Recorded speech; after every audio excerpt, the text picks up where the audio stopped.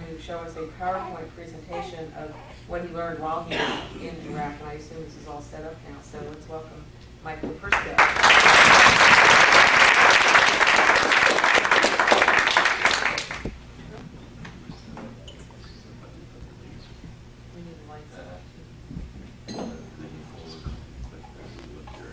Good. Thank you so much. As Susan mentioned, I'm yeah, I need to see my notes here too. We can see the screen. That's great. I'm a restaurant guy, I'm a pretty good cook, and I don't know how, not so good a public speaker, so bear with me here. What is an Arizona guy doing in Baghdad? For a hummus recipe. It was a pretty incredible experience. My son was in my son's in the Army. He's been in Baghdad almost since the beginning of the war. He came back home for a couple, 3 months, and then reported back out to Fallujah, where he's been since this past September. So I've been very, very interested, even more so than normal in the course of the war, why we're there, how things are going, are we making progress, and so on. I was doing a lot of research, I was on the internet a lot, and I ran across a group of people who were planning a trip to Baghdad. It was the group called Global Exchange. They're a human rights organization. And they're very, very active around the world in hotspots, just championing human rights. And they were planning a delegation of parents who had sons or daughters serving in Iraq. And I called her up out of the blue, and I talked to the organizer, and I said, tell me a little bit more about this. She said, well, we just had a cancellation, we were all full, and we're leaving in 2 days, are you interested in going? Wow. Oh, yeah, exactly. It was the day before Thanksgiving. And I said, well, let me think about it. Let me talk to my wife, let me talk to my partner. And we talked about it at length. Everybody said, you're crazy. And I called her up the next day and said, yeah, I'll go. It was probably a good thing that I didn't have a lot of time to think about it. I don't know if I would have been motivated, to go if I had a couple, 3 weeks to think about it. But I did go, and I was very, very glad that I did. And as I mentioned, Global Exchange organized the tour. We went unarmed, unescorted by the military. We flew into Amman, Jordan, and we took 2 vehicles, 2 Chevy Tahoes, and threw our luggage in the back of 2 Chevy Tahoes and drove 500 miles across the desert into Baghdad. Delegation, I talked a little bit about them. I'll just skip ahead here a little bit.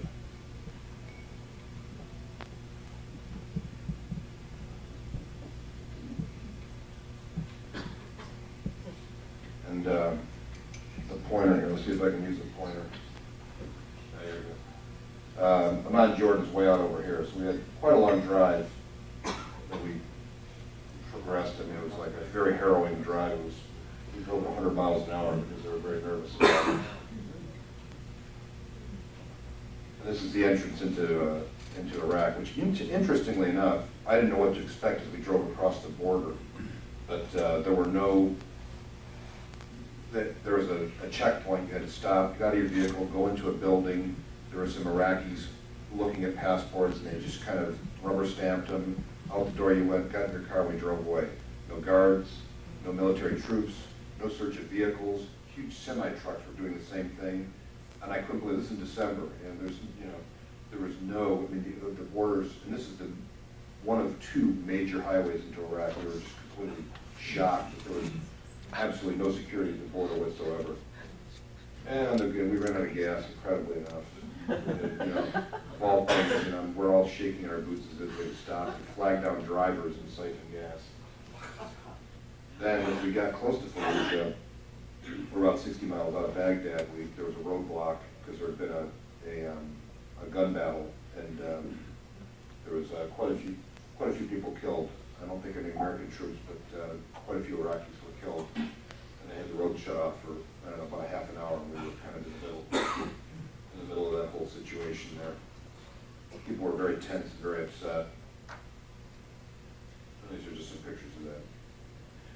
Then we, after, I don't know, it was probably about 12 hours, we arrived at our hotel. I didn't know what to expect. I just figured we were there on a fact-finding mission. That was our goal, to just talk to the Iraqi people and try to gain a sense of perspective that wasn't being broadcast or dispersed here in the States. What we're seeing on the news is very filtered, it's very event-oriented. They cover the latest explosion or the latest killing or the latest atrocity, but they do a horrible job covering the issues, how the Iraqi people are feeling.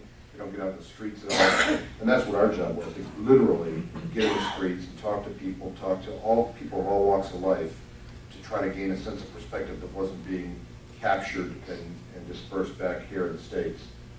But I didn't know what to expect when we got there. We got out of our cars and we were just surrounded by cameras and men from around the world, but very few from the States, interestingly enough. This is one of our delegation members, Fernando. He's being interviewed by, this gentleman, great guy, Fernando Suarez.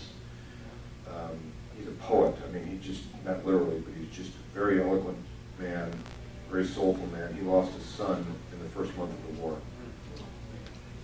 And it was his inspiration to kind of organize the trip. It was his kind of seed of an idea. As soon as we got to the hotel, I thought I was going to rest for the night, but instead we piled back in the cars and went to Sadr City. I don't know if you may have heard, it's one of the rougher neighborhoods of Baghdad. We met with a group leader. I don't know what his title was, and I didn't write his name down. It's too bad I didn't, because he was one of the main elder statesmen of the neighborhood. His son had been killed. They claimed that he wasn't doing anything wrong. He was unarmed by American soldiers during a gun battle early in the war. Indeed, we had cameras in tow with us. Cameras were following us around.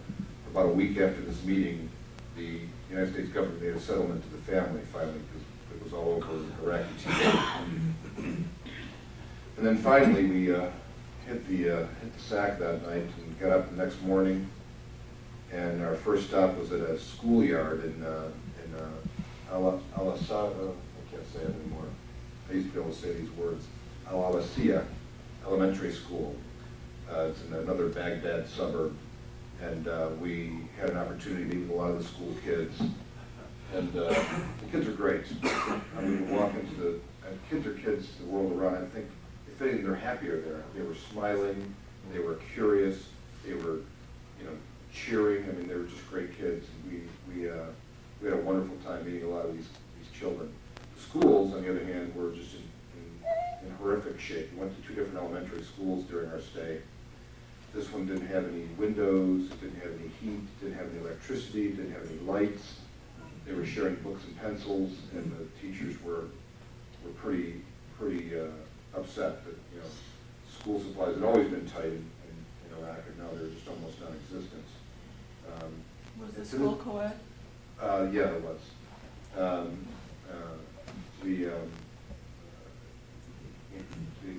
Up to $2 billion has been spent supposedly on infrastructure improvement so far.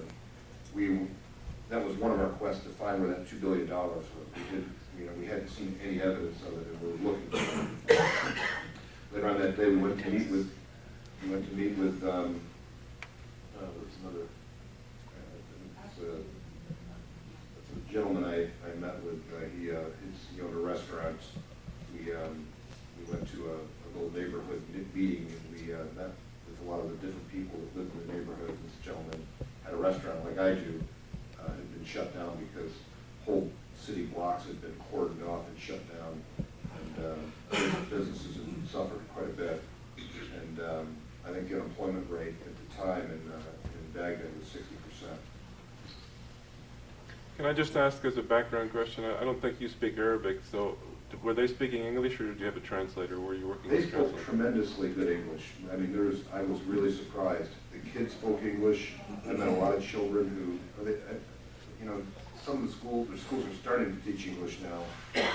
But all the kids I asked, I said, where did you learn this impeccably great English? And they said for American films and movies and music. And you know, they have a reverence almost for American culture, as does a lot of the world, and they follow very closely. They have, you know, they have a lot of admiration for Americans, for the United States. But as the war progressed, people are becoming more and more bitter, more and more frustrated, more and more disenchanted, more and more suspect of our motives, to the point when I went there in December, it was fully about 8 months after the end of the beginning of the occupation. Their frustrations were running extremely high. Just another example of the picture. We met with lots of different NGOs, non-governmental organizations. This is a group of women's NGOs. We met with for a couple, 3 hours. Interestingly enough, every place we went, people hoarded us like we were rock stars. I mean, we couldn't get away from them. An hour meeting would turn into a 2 or 3 hour meeting because no one is out there. No one was in the streets talking to people. There's no figure of authority in Baghdad or Iraq whatsoever. The only authority figure you'll see are kids in American tanks rumbling up and down the streets, and there's really no one for them to go to. So when we would walk around saying, hey, we want to listen to what's going on, people were just incredibly anxious to share their stories. Every place we went, it seemed to be the case. This is another meeting that we had, and that's basically what we did. We just met with churches and mosques and schools and hospitals and doctors and police departments and soldiers. The woman who we went with was just probably the most fearless person I've ever met in my life. We would just walk down the streets and you know, I think because we were so open, because we were so unassuming, that we didn't attract that much local attention. We just, you know, it actually did feel kind of safe after a while. I met with this sheikh at his mosque. His mosque had been severely damaged during the invasion, and he was pretty bitter about our whole situation. His viewpoint was that you know, Iraq needed to be a religious state, period, and that the troops needed to leave now. We saw a lot of people that were very, very adamant about their feelings about our occupation.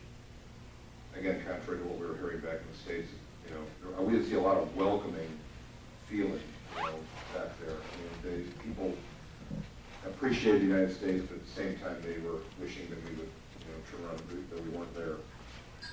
We met the CPA, the Central Provisional Authority, and CPA is a complex. It used to be a former Saddam palace, and it's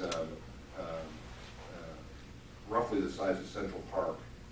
And in contrast to the city streets in general are just filled with trash, and there's bombed out buildings, and there's tons of concrete barriers and barbed wire everywhere, and gunfire, and it's just a very scary. It's like a science fiction movie. It's just something you've never seen before. It's hard to comprehend and explain. And then when you go to the CPA, you go through 3 redundant checkpoints into this vast oasis. It's grass, and palm trees, marble buildings with pillars. You walk in and there's people just in suits and robes and huge sumptuous buffets. I mean, we were so shocked at the contrast between where the government leaders reside and the whole rest of the country. And it just, there's just a distinct isolation there. You know, we sense that. I mean, we sense that going into the neighborhoods, that there was no outreach to the civilian population. And when you got to the CPA, you really had a sense for that. At any rate, we had a brief meeting, you see Fernando meeting with Paul Bremer. He came to visit with us briefly. We also met with the acting President Abdul Aziz Al-Hakim, who was, and they rotated their presidents on a monthly basis. He was the president that month. He was, his brother had been killed, and he was very, very difficult guy, very, you know, just very anti-occupation, I guess you could say, at best. day 3, we met with another group, or another university, at the Economic and Administrative Science University. And we talked with the faculty and so on about the effects of the war, and you know, I think their message to us at that time was the globalization effect, the fact that our purpose for the war was to globalize Iraq, to bring national companies inside, and to really take over the economic infrastructure. And indeed, the complaint that I'd heard from these people, as well as other people that we've met through the course of the week, was that you know, there were tons of architects, there were tons of engineers, and really qualified people in Iraq that were just out of work while we were bringing in, you know, all this work from the outside, all these outside contractors spending billions of dollars on other companies from around the world to come in and rebuild the country. And they were really resenting that whole situation over there. This is a really bizarre factoid here. This is one of the strange things that happened is, you can see that here. Oh, yeah. There's Sean Penny, he decided to join us right there. He heard about our group and he kind of hooked up with us. He hung out with us for about a day, and I'm glad he didn't hang out with us anymore. I didn't want to be known as Sean Penn's group. I don't have anything against it, but we were there for a specific purpose, and I wanted to. Actually, I give the guy a lot of credit for going out there. It's a pretty risky place. Then we toured some hospitals. We toured 2 hospitals. This is a cancer victim at the one of the children's hospitals, and there is a huge shortage of beds. There's a huge shortage of drugs. And one of the hospitals, they had no antibiotics at all. They were waiting on a shipment. They had been waiting on a shipment of antibiotics. They had children dying literally of respiratory diseases, and they didn't have simple supplies like saline packs and hypodermics and real simple things. And the doctors were probably some of the angriest people we met really on the whole trip, because they were just outraged that we couldn't get supplies to them. The bottom line with a lot of the people that we talked to was that the United States is the richest, most powerful country in the world. Why can't they get us a few packets of antibiotics? You know, why can't they set up a few more gas stations in this town so there's not 5-mile-long gas lines snaking through the city? And they just were the simple things of life were missing there. Like I mentioned, gas lines 5 miles long. It would take somebody 6 to 8 hours to get a tank of gas, and they would pay people to do that, to push their car along one space at a time. You know, set up this weird little sub-economy there, and the water wasn't safe to drink. We were told not to drink it. We didn't drink it, but we were told it was unsafe. The electricity was out about a third of the time when we were there. There were no working stoplights. There were no working street lights. There were no working telephones. Everything you think you take for granted is just devoid. And I think when you see that whole picture in its entirety, you can start to sense the frustration of people that live there. And go, what, you know, where's the upside to this?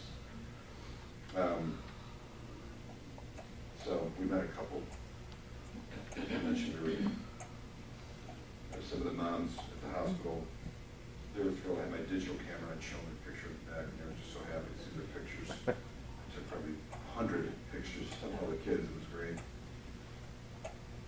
And then another university that we met with, and she was really concerned. She kind of lectured us on the effect of the infrastructure of the social infrastructure damage. We came in, we disbanded the entire Iraqi army, we fired all the police, we fired all government of any way, shape, or form, you know, from the minor, you know, community leaders, everybody was out of a job.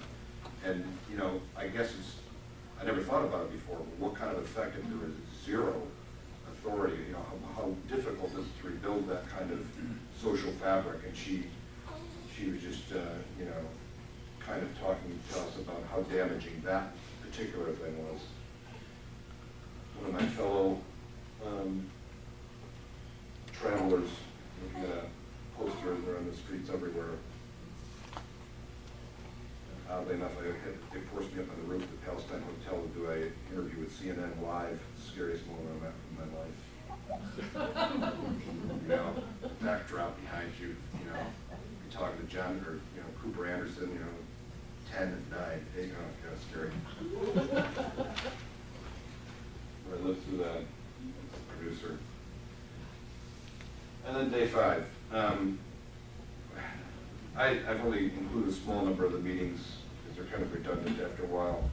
But at one point, late in the week, the DS said to me, she said, "Are you interested in seeing your son?" My son, I had no goal, actually, or expectation, really, just that I would get to see my son. He was staying in Fallujah, very dangerous area, even at the time. And I didn't want to put myself or him in, you know, any more danger than we already were. And I said, well, I don't know, how reasonable is it? She says, well, I don't know, just get, I think, you know, if you get a driver and a guide, or a driver and a translator, it's up to you. If you want to take the trip, you can. She wanted me to take media along with me to get more coverage for what we were experiencing and seeing, and I wasn't interested. But we agreed that I would go alone with a couple Iraqi companions, and that's what I did. We got in the car and drove to Fallujah, 50 miles away, and just knocked on the front door of an army base. And actually, you don't do that. You stop 100 yards out from the gate, and with guns trained on you, you get out of the car and go like this and say, "I'm an American," and they look at you very, very skeptically. And incredibly, we found his base. It's a hidden base, and just with incredible luck, we found the base. And I had a chance to see my son. Oh, I'm on the wrong page here. Oh yeah, then there I am at the front gate when I finally convinced the lieutenant that I was who I said I was. They looked at me like I was from Mars, because no civilian had ever been there before. Some guy driving up in a beat old sedan with broken windows, you know, saying, you know, I'm from Phoenix, Arizona. They didn't quite believe it. He was just absolutely, everybody was absolutely floored. People were filing up to see me like I was some kind of strange alien creature. It was really fun. It was fun. And then the story, and I'll share this with you. They went to my son and said, "Tony, or Private, you left your gun, your weapon, unattended on top of this vehicle over here." He said, "No, I didn't." He says, "Yes, you did." He says, "Oh, somebody said you left your weapon unattended over there." He says, "No, I don't know what you're talking about. You're crazy." He says, "Well, you need to go talk to that person in that guard shack over there and discuss it with him." And of course, I was there. There's my son. That's my son. That's Hamudi, my translator too, on the right-hand side over there. He very brave. I mean, he's an arts professor at a local university. He agreed to be my translator and guide for the day. Incredibly brave guy. I'm friends with him to this day. My son and I just outside the guard shack. And that lasted probably about a little less than an hour, and then it was getting dark, and then we had to head back. While we were there, they were going to let me tour the base, but suddenly the base came under attack. We saw 2 mortar attacks during the course of the day. Just they're random. They come in anytime. They're constantly lobbing stuff into these bases from all over the place, and everybody walks around unconcerned. I mean, because it happens so frequently that they just become accustomed to it. Oddly enough. But at any rate, we were put into a bunker and we couldn't leave. We couldn't tour the base. That was, it was fun. I got to spend time with my son, which is In a bunker. unbelievable, unexpected, wonderful things to have happen. Our last full day was on Saturday, and we were driving to the prison. We wanted to go to Abu Ghraib prison, which we've heard so much about recently. As on the way, we ran across this security force who was demonstrating in the street, and I stopped and talked to him, took some pictures and so on. I became very brave as the week went on. I don't know what happened. You know, I said, oh, we're getting away with this somehow. I don't know. But I was talking to people and taking pictures and that sort of thing. These people hadn't been paid for 2 months. I don't know if it was a bureaucratic mistake. They were not police, but they were one level below police, and they were required to work, but they just hadn't been paid for 2 months, and they were just furious. Everywhere I went, I sensed tremendous mismanagement. I'm in business. Everywhere I went, I sensed that things just weren't, being done properly, that there was this huge disconnect between goals and the ability to get them done. And just massive mismanagement is what the overriding feeling I had. We went to Abu Ghraib prison. This is in the parking lot. This is as far as we made it. They wouldn't let us inside. Our intent was to go through and just check out the prison, because all week long we've been hearing reports of prisoner abuse. I published a 20-page journal as soon as I got back, and I told them the journal that I didn't believe it. I really didn't believe it. I thought it was one of those things were exaggerated to us, and you could kind of sense when they were exaggerated. I felt that that was one of the things. And so many people have been released from prison. We're talking about these horror stories about what was happening behind the walls, and I said, I think they're just trying to get a rise out of us, and trying to, get an emotional advantage. And I just didn't really believe it. But we talked to people outside the walls. There was a woman I remember specifically her story. Her husband and son had been, their house had been, broken into in the middle of the night. Soldiers came and took away her husband and son, and she didn't know where they went. She just assumes they're in this prison. She's been trying for a couple of months to try to, get information. He keeps coming to the front gate, and no information. She didn't know if they're even alive at this point. She doesn't know if there's been charges levied against them or anything. And then we went to another one of our guides, a tour. A couple of us in the back seat there. We went to a refugee camp, a Palestinian refugee camp, which are scattered all over the country. And there's a couple big ones right inside the city itself. This was a smaller one that we went to. It had 500 residents. They lived in tents, the most extreme primitive conditions you can imagine, but just a big problem all over the country. And it turns out I didn't really understand the Palestinian problem in Iraq per se, but it was explained to me that Saddam took great care of the Palestinians. He gave them advantages and a better living condition than the Iraqi citizens. He gave them medical care, free education, and all kinds of great benefits. And when Saddam was overthrown, there was such a resentment against the Palestinians that they, from the refugee camps, they forced them out of their housing and so on. There's a restaurant. Oh, this is a beautiful girl. It's one of my favorite pictures. This restaurateur, I'm always interested in restaurants. This is the Iraqi version of fast food. Food's horrible. I only got a single good meal the time I was there. I like Middle Eastern food, but it was so bad I just couldn't believe it. And then we went down day 7, saying goodbye to our friends. This is kind of looks we got from time to time. This is kind of how we got our gas. Gas station near the Jordanian border, and I've got some websites up there as well. My website is at the top. I don't have an awful lot. I've just got some links. I've got my story, my journal up there, and these are some other websites. People that I've Global Exchange is a group that organized our tour. Veterans for Peace. It's another website of a real great. Guy I met on the trip. He was part of our delegation, and a couple other there that had some good websites as well. And it was an incredible trip. When we left, I was filled with dread. I was kind of hopeful when I went there. I didn't know what to expect. When I got back, I thought to myself, this is so hopeless. It's just overwhelmingly hopeless. There's so many people that hate us, that resent us, and I just felt dread. And then as soon as I got back, they caught Saddam. I thought, well, maybe this is a turning point. Maybe this is the catalyst of something that will give us a second chance over there. But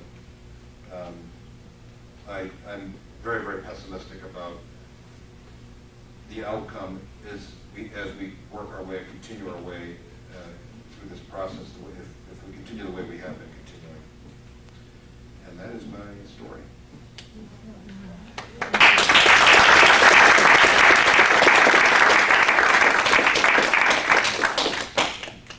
I'll be happy to answer any questions.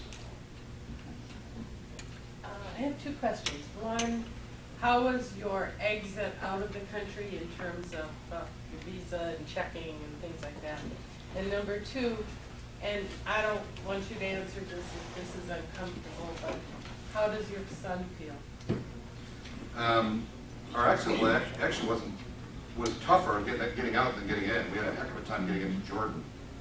It took, I don't know if we paid somebody or what, but it was just, they told us, they held us up for a couple hours, and then finally they just suddenly let us through. But they checked everything we owned. It was really difficult. It was kind of, it was not a good experience. Once we got to Jordan, it was easy. My son, I don't like to put words in his mouth. He doesn't want to be there. And oddly enough, I think the guys don't think an awful lot about politics. Their world is so difficult that they just, the only thing they can do is focus on what they're required to do. They know less about what's going on than we do, far, far less about what's going on, and much more narrow sense of perspective. And, they just want to get out of there. That's all they want to do. And he doesn't have much of a political slant or just, the only thing he tells me is, Dad, they want us out of here. Oftentimes he's required to guard Iraqi civilians that come onto the base. And he's friendly with them. He jokes around as much as he can. He's actually learning a little Arabic. He says, but even the friendliest ones that want us, they say, get out. You guys need to get out of here as quickly as you can. What, I noticed you went to a couple of schools. Did you get any information as to what they're teaching? No, I didn't. I mean, I think we talked a little bit about the curriculum, but I don't have a clear sense about what they're teaching. I don't think they're teaching propaganda. But I don't think there's a really good system in place to reshape the curriculum either. I mean, I don't think there hasn't been a real strong influence as of yet, from what I gather. And we don't have a presence at all in the schools, either in any kind of standpoint whatsoever. I mean, from a support and a logistical support, getting supplies there, fixing up buildings, and I certainly don't think we're there shaping curriculum and that sort of thing either, if that's what you mean. What was the original purpose of your group going there, and were you debriefed when it came back by anybody from the government? Our purpose was, we didn't actually have a stated purpose. I think we took our own purpose in there. I was the last one to join the group, but I mean, I know that the organizer was looking for a Republican. She wanted a well-rounded group. So she looked to me, I was a business, I was the closest thing she'd come to a Republican. Yeah, and I'm not quite there, but she wanted a well-rounded group, to her credit, but we didn't have a purpose. She just wanted us to go experience it for ourselves, because she knew that Iraq would tell the story to us, and we would come back, I think, motivated to tell the world what we were experiencing. The second part of your question was? Were you debriefed by any government? Yeah, They actually, knew you were going out of the it country. was really sad. I mean, we came back, we had told Congress that we were coming back. We were hoping for an audience of maybe a couple, 3 congressmen, maybe a senator, people that would come back. It was a pretty extraordinary trip and truly unique in many respects, and especially from the information we were gathering. And then I think we got 2 congressional aides. We had an audience with when we got back, and we were preaching to the choir. I mean, they were already very, very much against the war, and very much, we wanted, to talk to more people about what we saw. I asked to speak to John McCain and, other Arizona congressional people, and I just got very little response. We did have, some of our members went on to the United Nations. They briefed the United Nations Committee about our experiences, and they had quite a bit of interest in our trip when they went to the UN. Mike, I'm Harold Sopferstein. I wrote you that letter Yeah. that you eventually answered, and I want to thank you for coming.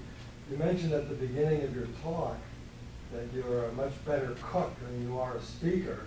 You must be a hell of a good cook.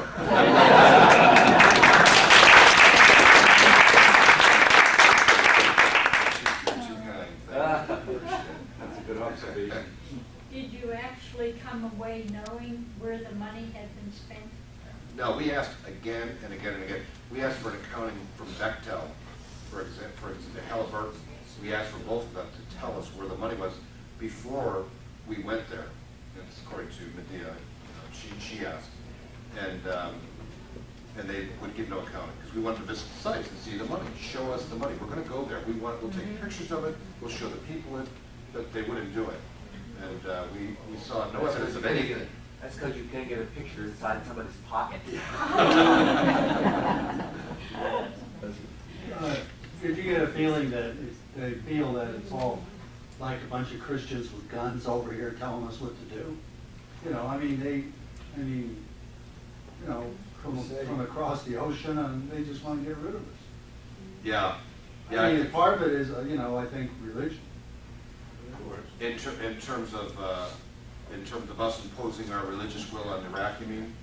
Well, we're not even imposing, but we're all Christians and we've got guns and we're telling them what to do, and they remember the Crusades. Yeah, I know. I mean, it's true.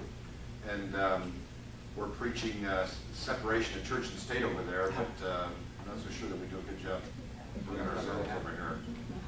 Yeah, we're not doing it. At the beginning of your speech, you mentioned that the kids could speak English, that many of them could speak English. The society does not sound as if, to me, that it was in as terrible shape as we had been led to believe. It almost sounds as though they had a lot of good things going. They watched television. They could see they could listen to the music from America. They knew their English. I have the feeling that things are worse today, much worse today than they were. There's no question that their living standards are lower today than they were before the war. There's absolutely no question. Everyone would admit to that. There's also no question that it's a good thing in the long run to be rid of a brutal dictator. I was very, very surprised at the level of society. I was prejudiced. I know that I was against the Arab world, against Middle Easters, because all I've ever heard are these horror stories, violence, explosions, and war. And to go there, these people were so gracious, and so wonderful, so kind to us. I mean, they opened their doors. You can see they're a festive, intelligent people. And the level of society was way higher than I expected it to be. Women, for example, had a much stronger role in society than I expected them to have. They didn't have to wear headscarves. They held positions in government. They held high positions in schools. That one woman I showed on the screen was at the university. She was the head of the university. So women had much more freedom than I had led myself to believe. It's a very Baghdad is the cultural center of the Middle East. It has been for thousands of years, and it's had 30 bad years or so. But you're right. It was much more advanced than we've been led to believe. Just to follow up on that, a lot of people don't realize that Saddam's party, the Ba'athists, was a secular party. They were anti-religion. They were anti-Muslim. They wanted to create a modern secular, in their term, socialist state, but one that would be a modern Western economy. And basically, what we've done now is destroyed that. Exactly. We've made the only alternative a Shiite. You're absolutely right. Shiite We created state. that awful vacuum, and all kinds of people, innocent people, have been jailed and imprisoned and tortured for being a Ba'athist. When really it was the only thing. If you wanted to get ahead in life, you had to join the party. It didn't make you a terrorist. It didn't make you a killer, or that's another thing that some of the university people were telling me. Different professors that worked at the university joined the Ba'athist party to get a promotion, and now they're in jail. And they weren't really active members, but it's just a blanket policy. Let's jail them all. And that's what happened. Yeah, you had said something about destruction and a lot of stuff. Did you see any results of destruction of thousands of year old custom type stuff? No, I didn't. And, you know, where we were in Baghdad, you know, a couple of mosques we saw some damage on. They weren't leveled, but most of the stuff that we saw was apartment buildings, and we saw a couple of apartment buildings that were bombed out. And, you know, we saw the communications buildings that everybody's seen on TV that was leveled and that kind of thing. But, you know, mostly just, and who knows what they were. We saw just a lot of rubble, you know. When things were destroyed, we didn't know what they were initially, but no, I can't say that I have. Yes, sir. Given that 2/3 of the country is Shia, that have been oppressed by the minority Sunni sect, did you experience any acrimony between the two groups, or any expressions by any individuals of fear of a future civil war? Yeah, there really was. A lot of people expressed a fear of a civil war, and a lot of people that we talked to said we want the troops out as quickly as possible. We're afraid of a civil war. And when we talked to people, we talked to Shia, they tell us one thing. We talked to Sunni, they say another thing about the constitution of the government. And yeah, it was there was nothing but acrimony. We talked to various members of the governing council, and every member gave us a different version of what they thought should happen, how the government should result, whether there should be free elections or not free elections, and on and on. There was no, you know, we didn't get a sense of any sense of uniformity at all about how the future should take shape. Well, one other thing I was going to mention, I can't remember. No, it'll come to me. It seemed like the only thing they had in common was that they wanted the American troops out. Yeah, They all exactly. agreed with that. Exactly. Yeah, they just wanted us out. One of the things that they were really, really upset about was that that Americans were controlling the street. It was humiliating for them to see these tanks rolling up and down the streets with Americans pointing guns at them all day, every day, all day, every day. And I think one of the huge failures of ours, and even Rumsfeld admitted this, was that we disbanded the entire army. 600,000 guys put out of work overnight, and they had guns, you know, and weapons. And we just fired them, put them out of business overnight. And we had no security force out there, and we could not seem to rebuild that police department, because that was one of the infuriating things for them. They wanted to see Iraqis patrolling their own streets. They said, you know, if you guys, it'd be one thing if you were at bases 10 miles out of town, 20 miles out of town, we can't see you. The fact that you're in our face every day, pointing these weapons, blowing up buildings, shooting up the place, it was just too much for them to bear. Did you have any conversations with people and discuss how they felt now that Saddam was gone? What was their reaction? Yeah, I mean, one of our drivers was an Army veteran, and he was all mangled up army, just been injured so many times in different wars and skirmishes. Everybody we talked to knew somebody, a relative or a horror story about, you know, Saddam, and everybody was glad that he was gone. You know, they just, but I think, all in all, the impression that I got was that they would rather have not seen us go to war.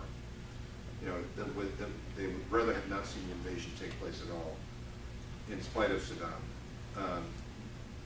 The benefit of this invading was that Saddam was gone, but they just were really horrified. They had no expectation about how bad it would be afterwards. When they saw us invading, they basically, the army put down their weapons and they just went home. You know, it was a military victory for us, but it wasn't as big a military victory as we think it is. The soldiers that I talked to said, we chose not to fight. We didn't want to fight for Saddam. We just put our weapons down and went home. You know, so that it wasn't as big a victory as we think, and I think that, yeah, but they are all happy that Saddam's gone in the end, I guess.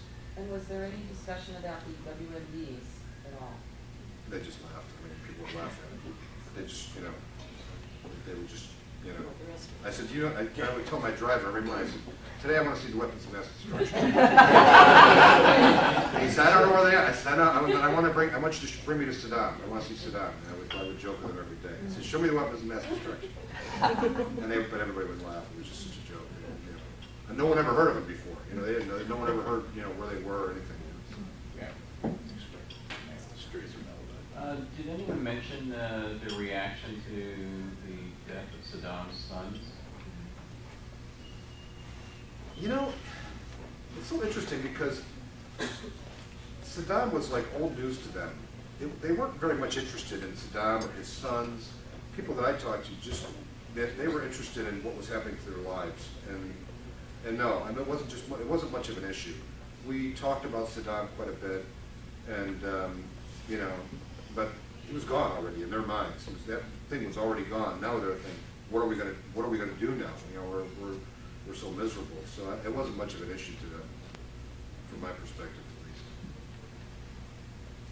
Do you think the conditions in the schools and hospitals have improved since the time you were there in December? You know, I can't really say for sure, especially the schools and hospitals, because I don't have a link there.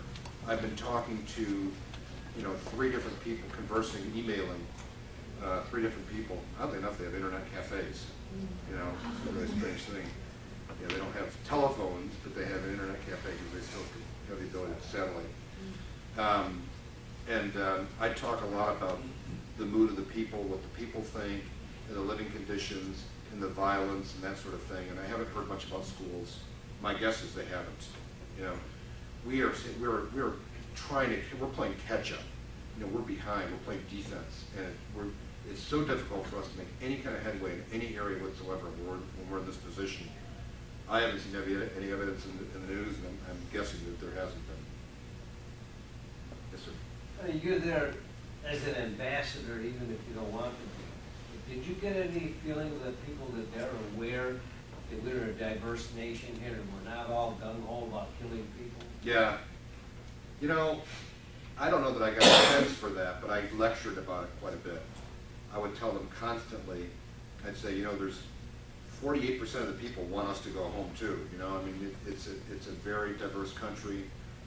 One of the things they always told us is they just, you know, when they would show me schools and they'd show me really awful things, they'd say, you know, we have awful things in America too. We're not all rich. I just want you to know that. I mean, I want you to know that there's a lot of rich people, there's a lot of poor people in America too. They have trouble feeding their children at night, and they have trouble they live in shelters, and it was a huge revelation to them that all of America is not this wealthy SUV driving, you know, community. Have you had any offer of any kind from the local media to expose some of this? When I came back, I talked to a couple reporters that I had known, their names and so on, and the Arizona Republic published my journal in the East Valley section of the paper, but it was, you know, it wasn't valley-wide, and they did it whenever they had room kind of thing, so they did it over like 3 months, so it was really difficult to follow.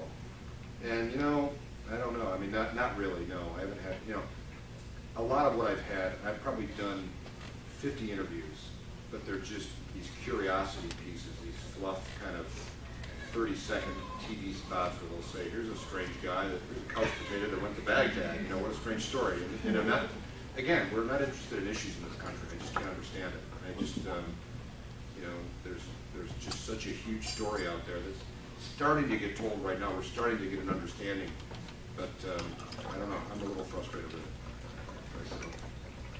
You indicated that there was a dislike, I guess you could say, towards America, and they wanted us to get out. Was there anything specific in the sense that they focused on Bush or the administration as opposed to just a generalized, we just wish the Americans would go away? Yeah. They try their best to do that. They always would tell me that, you know, I hear again and again, America's good, Bush bad. I've heard that. I heard that several times. America good, Bush bad. I said that. That's where I heard it. It was in Baghdad for crying out loud. And I think they do it. I think they have a sense of it. They're pretty intelligent people. They're very, very current on events. They know exactly what's going on. They're more informed than I was in a lot of cases about policies and monies that were supposed to have being spent. So they have a real sense for that to a large, you know, the circle that I was traveling in, which was a very educated circle. What the everyday man does, I don't think he makes that clear of a distinction between Bush and the rest of America. That was my sense of it. Yes, sir. You mentioned issues, and It's the Now program, Bill Moyer's Now program this afternoon on Channel 8 at 2 o'clock. If it's the same one that was Friday night, is an interview of the CEO of Associated Press talking about that and how, and you get the picture of how they're muzzled. Really? It's worth seeing. Oh, I'll catch that. I'm a big fan of his as well. There was also Law and Order last night. A program that was about a journalist who was embedded in Iraq and felt that the freedom of the press was being terribly restricted by the military and by the CIA and the government. And I won't go into the story because Sure. that's not the point, but it pointed out that the military is controlling what we know and hear about what's going on. Yeah, I'm sure. That's why we're so appreciative of this talk that you're giving us, because this is not what we read in the paper. Yeah, exactly. I even sensed that before I went. I was so frustrated because all you'd see is, reporters riding on tanks and, showing the battle zones like that, like it's a big movie, and we weren't really understanding what was happening to the country itself. I mean, I just didn't get a sense of that at all, and that's why I was so eager to, it was such a great opportunity for me. My wife was very worried about me going, but more than that, she wanted to go with me. She's a social worker, and it was the opportunity of a lifetime for her. And I said, there's no way both of us are going. Bad enough I'm going, isn't it? Have you presented any of this to Elks Clubs, Rotaries, Lions, and how is it received? I've talked to probably, I've talked to 2 Seroptimus groups and 2 Kiwanis groups and a Rotary group, and it's received quite well. I see a lot of it's hard for me to know, really, because people could be out there going, jerk, I can't believe, you don't really know what people are really thinking. But I see a lot of nodding, and judging from the questions that I get, I see that people are interested in learning and have an open mind for the most part, especially now. I think when I first got back, I think it would have been more difficult, but as things are starting to unravel before our eyes, I think that people are more and more interested and have more of an open mind to really ask those kinds of questions. So it's been pretty good, actually. Better than I thought. I'm kind of timid getting up in front of a group sometime going, are they going to throw things at? Because I'm not anti-American. I'm pro-American. I want my sons to be, my kids to be safe. I want America to succeed. I want us to be loved in the world again. I want us to be respected again. And I want everything good for America. But I think we've done some bad things and made some big mistakes. Yes. You said that it was clear that what we're doing there isn't working. What would you hope? What would you dream that we would start doing? It's this is one of those situations with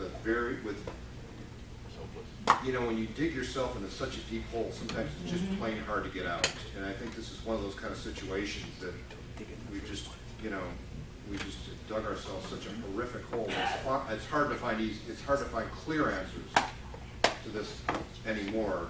But my feeling, and again, based on a lot of conversations I had, was that we have lost all credibility with the Iraqi people, period. So if we're the key player in Iraq, it's just not going to work. We need to bring in the international community. Whatever it takes, we've got to get the international community involved. And if there's got to be a peacekeeping force there needs to be an international peacekeeping force. Bush can't get that done anymore. I don't think that he's got the credibility with the world, and they have an axe to grind with him. I don't think he's going to rally a huge international force in there to do 100,000 troops from all over the world to do peacekeeping while this nation rebuilds itself. I think it's going to take another president to get that done, to get the United Nations to say, we'll do it. We'll help rebuild. We need a new president. We got to go to the UN on our hands and knees and say, hey, we blew it. We need your help. We're not interested in keeping all the oil. We're not interested in keeping all the control. We're willing to make this a global effort and to share the benefits and the responsibilities with the world.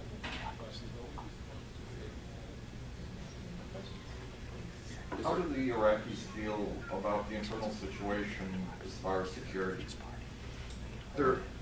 probably, I didn't talk about that much, but it's probably their biggest concern, that their kids can't go on the street and play. All day long you hear gunfire. You don't know where it's coming from. but you hear rat-tat-tat, you just hear things all day long.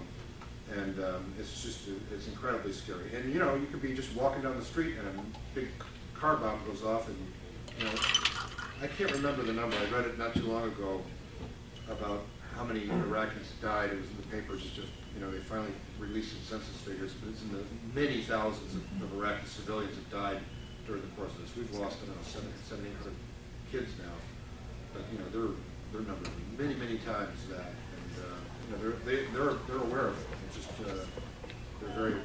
It's probably their number one concern, above gas lines, above clean water, and everything else. It's their number one concern. Are those religious clerics going to prevail and become the government? Right. That's the question. How did we succeed in Democrat? You know? I don't know. You know, no one could grasp the democratic concept. That's I should we say no don't one, but either. we would. Yeah, I know. Yeah, exactly. We would quite grasp it either. But you know, it needs to be. I've talked to one gentleman. It needs to be a Shia state. It needs to be a Sunni state. It needs to be. Everybody has a different view about how it needs to be, and I would say to them, you know, in America, everybody can be represented, and one side gets, you know, you win and lose issues, you know. And they just couldn't grasp that concept. It's never been that way. It isn't that way in the Middle East, and they just couldn't grasp that concept that everybody can be represented and receive. So was that where all of the killing was coming from the religious disputes between Saddam Hussein and those religious groups? And so that in a sense, then the killing was, you know, a civil war type of killing? Yeah, you know, I don't know. I just don't know what happened. Keep in mind, I really am a couch potato that went to Iraq, and I know very little about history. I've had the speed course since then, but I don't know an awful lot about. I just don't know what happened during Saddam. I don't know where all the violence came from, other than probably from Saddam himself trying to keep control. Iraq being an artificial country in the first place. Yeah. Is there any possibility or likelihood that the place is going to be broken up into the three natural groupings, Sunni, Shia, and Kurdish? Do you have any feeling, learn anything about that? I don't know. It certainly has merit. It has merit, but I don't know. It doesn't sound like the powers that be would allow that to happen. I just don't think there's a possibility of that myself. While the United States and the world has their hand in the pie, their finger in the pie. But I don't know. I didn't hear any talk of that. Let's put it that way. Yes, sir. Are you familiar with the River Bend blog? No. That's a woman in Baghdad that's a blogger that's been posting how people feel on the street. Really? Is it on the internet? It's on the internet. Oh. You can go to Google, type in River Bend blog. Will everybody hear that? River back? Bend. No, can't hear it. No, I wouldn't know that. River Bend what? River Bend blog. You know what a blog is? Oh, There's blog. a young woman who's a blogger. Sure. Baghdad. Yes, that's great. That sounds really interesting. Is River Bend one word or River two? Bend. One word. Thank you. This is a personal question. I'm wondering, I'm hoping that you used to be a Republican and that this war experience has changed you. Beverly's an actor. You know, I've been asked that all the time, and I think that I'm probably a hard Democrat, I guess I would say. You know, but I'm mostly all over the chart. I've voted for different people. I don't like to even qualify myself. I got a rise out of a group when I told them I voted for Reagan, or not for Reagan, for Bush in the last election. But I didn't vote for Bush. I just can't pull up. My wife looked at me, she's like, how dare you say that? Well, I think we pretty much have asked you everything we can think of, but I'm sure if you have a few more minutes, you want to stick around. Sure. Thank you for being here, and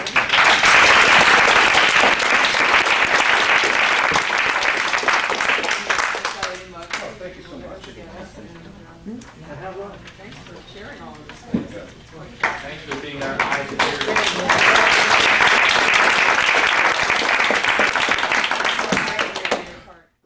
If you appreciate the Humanist Society of Greater Phoenix and would like to see more, then subscribe to our channel and check us out on Patreon. Links are in the description.